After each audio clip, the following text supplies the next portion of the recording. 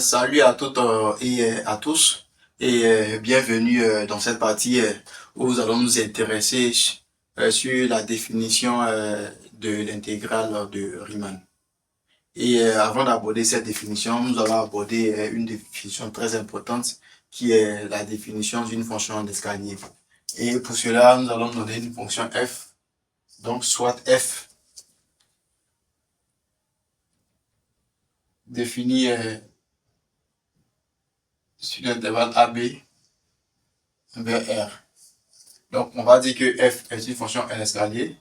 F est une fonction en escalier.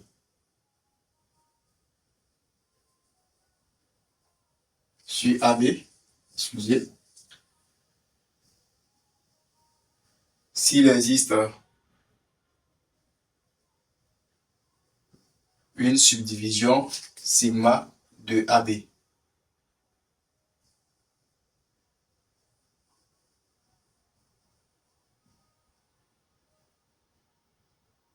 Bon, sigma, sera l'ensemble formé par les x0, xn1.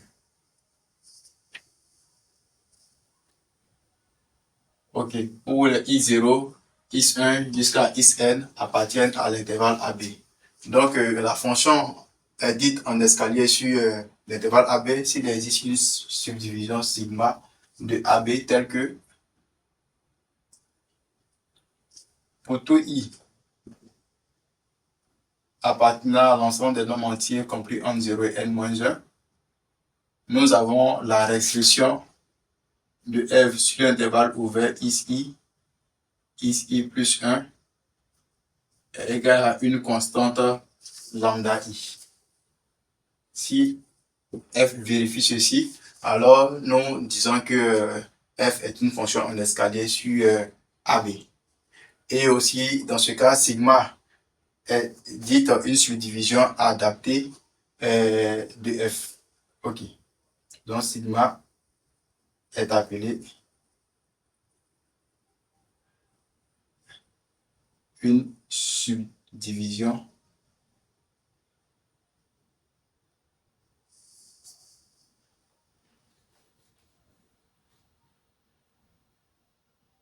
adaptée de f. Ok. Maintenant que nous avons défini une fonction d'escalier, nous allons rapidement définir l'intégrale de Riemann. Dans ce cas-là, nous allons dire que I de f, nous allons appeler I de f le nombre réel défini par la somme de I allant de 0 à n-1 de lambda I, xi plus 1 moins xi. Ok, donc nous allons dire que ce nombre réel-ci est l'intégrale de Riemann de la fonction f. Ok, donc I est appelé intégrale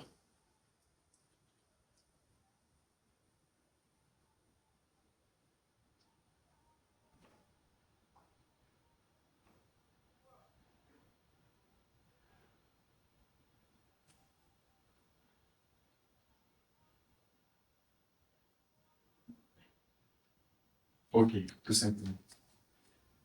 Donc, je rappelle, avant de donner la définition de l'intégrale de Riemann, nous avons d'abord donné la définition d'une fonction en escalier. Et une fonction d'escalier, c'est une fonction telle qu'il existe une subdivision de l'intervalle AB, telle que la restriction de la fonction sur l'intervalle ouvert ici plus 1 est égal à une constante lambda i. Et ceci est vrai pour tout i appartenant à 0, n-1. Donc, pour dire que f est une constante sur chaque partie de la subdivision.